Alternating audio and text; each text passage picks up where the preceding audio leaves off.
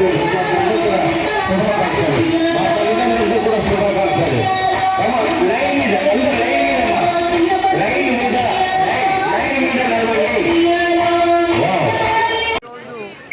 స్కూల్లో జరుపుకునే బతుకమ్మ పండుగని పేరెంట్స్, పిల్లలు, టీచర్స్ అందరం కలిసి చాలా ఘనంగా జరుపుకోవడానికి చాలా సంతోషపడుతున్నాను.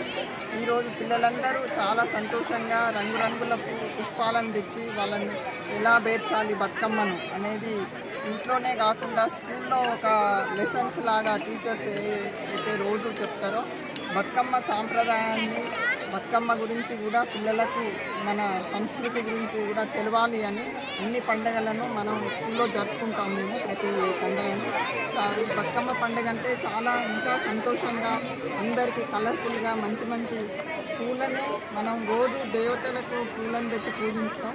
ఈరోజు మాత్రం ఈ బతుకమ్మను మాత్రం బతుకమ్మ పండుగకి పూలనే దేవతగా కొలుస్తాము. అన్ని రంగురంగుల పూలతో కూడి చాలా అందంగా ఉంటాయి. పిల్లలు కూడా అదేవిధంగా, పిల్లలైనా పెద్దలైనా అదేవిధంగా కలర్ఫుల్గా తయారై బతుకమ్మను పండుగను జరుపుకోవడానికి చాలా ఇష్టపడతారు మన ఆడపడుచులు.